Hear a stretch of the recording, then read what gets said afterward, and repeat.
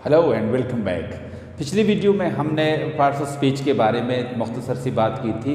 अगली वीडियोस में हम मुख्तलिफ पार्ट्स ऑफ स्पीच पर अलग अलग वीडियो बनाएंगे तफसील के साथ। लेकिन आइए आज कुछ टेंसेस के बारे में बात करते हैं।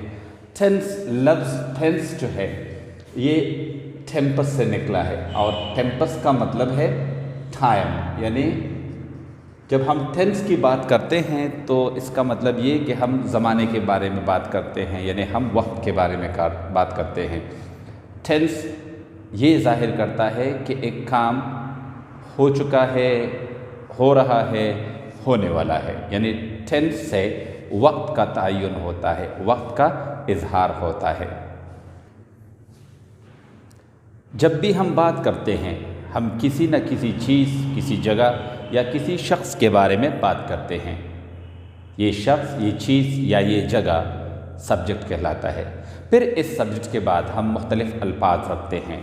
ये अल्फाज सब्जेक्ट के बारे में जो हमें बताते हैं ये जुमले में प्रेडिकेट कहलाता है। हमारे पास बेसिकली एक वर्ब जो है वो 5 मुख्तलिफ़ फॉर्म्स में होता है, यानी base form, present, past, past participle and present participle.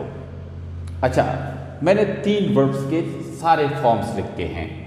ये बेस फॉर्म गो है, फिर प्रेजेंट फॉर्म में गो और गोज है, पास्ट में वेंट है, पास्ट पार्टिसिपल इसका गॉन है, और प्रेजेंट पार्टिसिपल जब हम बेस फॉर्म के साथ ing का इजाफा करते हैं तो ये प्रेजेंट पार्टिसिपल कहलाता है और ये गोइंग है। Work, work, works, worked, worked and working, help, help or helps, helped, helped and helping। So ये मैंने 3 verbs के सारे फॉर्म्स लिख दिए हैं। जब हम किसी भी सब्जेक्ट के बाद जब हम सब्जेक्ट लगाते हैं, हाँ वो सब्जेक्ट कौन सा भी हो, कोई सा भी हो, और उसके बाद हम वर्ब्स की ये फॉर्म्स लगाते हैं, ये वाली फॉर्म्स यानी प्रेजेंट फॉर्म लगाते हैं। इसके बाद अगर हम वर्ब लगाए और वर्ब की वो फॉर्म जो है वो प्रेजेंट हो, जिसे आमतौर पर हम फर्स्ट फॉर्म भी कहते हैं, और फिर इसके बाद अगर हम एडजेक्टिव लगाए, एडवर्ब लगाए या ऑब्जेक्ट लगाए या जो भी लफ्ज़ इसके बाद हम लगा लेते हैं, उसका तो खैर ज़माने से कोई लेना देना नहीं होता, वक्त से उसका कोई लेना देना नहीं होता। सब्जेक्ट के बाद जब हम वर्ब की ये प्रेजेंट फॉर्म लगा लेते हैं तो इसका मतलब ये हुआ कि हम किसी हैबिट, किसी रूटीन या किसी फैक्ट के बारे में बात कर रहे हैं। यानी सब्जेक्ट के बाद वर्ब की प्रेजेंट फॉर्म जो है ये शो करता है किसी हैबिट को, किसी रूटीन को या किसी फैक्ट को। ऐसा टेंस जिसमें हम किसी रूटीन, किसी हैबिट या किसी फैक्ट के बारे में बात करते हैं, उस टेंस को हम सिंपल प्रेजेंट, यानी इसको हम या तो सिंपल प्रेजेंट कहेंगे या इसको प्रेजेंट इंडेफिनिट कहेंगे। सिंपल प्रेजेंट या प्रेजेंट इंडेफिनिट टेंस, यानी प्रेजेंट इंडेफिनिट टेंस जो है वो बनता कैसे है? सब्जेक्ट के बाद हम वर्ब की प्रेजेंट फॉर्म लगाते हैं, फिर उसमें क्या होता है, उसमें हम किसी हैबिट, रूटीन या किसी फैक्ट के बारे में बात करते हैं। ये सब क्या है? फैक्ट्स, रूटीन्स या हैबिट्स, वो काम जो हम कल भी करते थे, आज भी करते हैं और आने वाले वक्त में भी करेंगे। जैसे अगर कोई मुझसे पूछे कि आप क्या करते हो, सो इवन अगर मैं खाना भी खा रहा होता हूँ तो मैं कहता हूँ आई टीच। ये जो है आई सब्जेक्ट हो गया और टीच वर्ब की प्रेजेंट फॉर्म हो गई। इससे जाहिर हो गया कि जिस काम के बारे में मैंने बात की, आई टीच, ये मैं रोज़ करता हूँ, ये मेरी रूटीन है। इसी तरह the dog barks at the strangers, ये कुत्तों के बारे में एक फैक्ट है कि वो जब भी अजनबी लोगों को देखते हैं तो वो भौंकते हैं। The sun rises in the east. इस जुमले में हम एक फैक्ट के बारे में बात कर रहे हैं, एक यूनिवर्सल ट्रूथ के बारे में बात कर रहे हैं, यानी सूरज मशरिक़ से निकलता है। The sun rises in the east.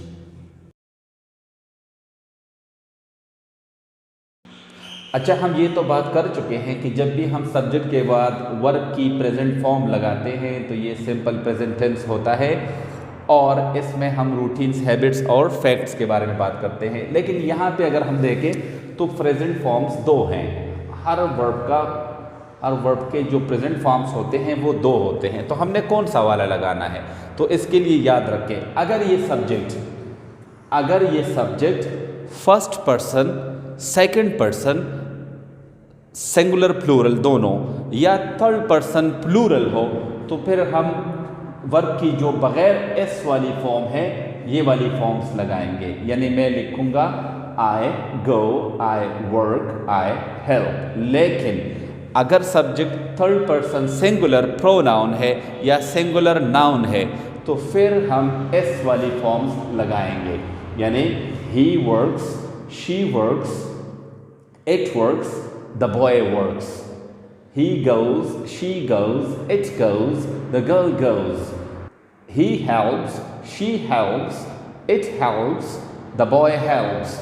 यानी अगर हमारे पास subject I, we, you, they या सिंगुलर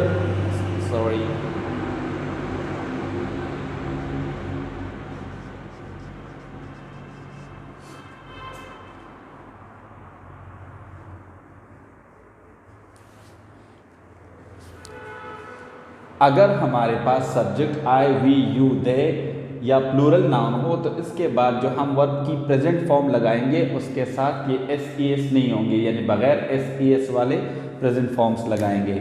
अगर सब्जेक्ट ही है, शी, इट या सिंगुलर है, सिंगुलर नाउन है, तो फिर इसके बाद जो वर्ब है वो प्रेजेंट फॉर्म तो होगी,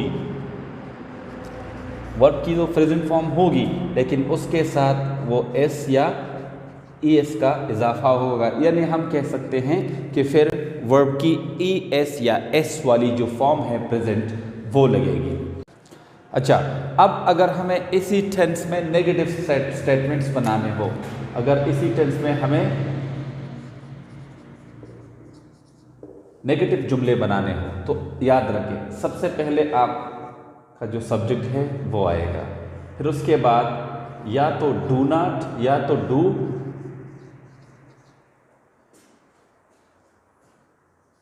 या डज और उसके साथ नॉट लगाकर।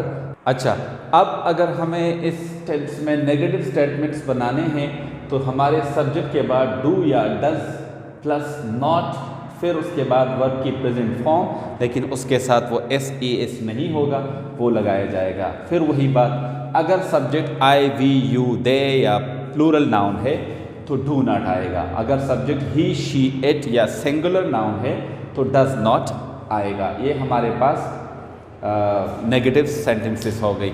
अच्छा, I do not run, they do not play cricket, she does not cook, he does not like dogs, he does not like dogs, they do not play together, the sun does not rise in the west, she does not speak English.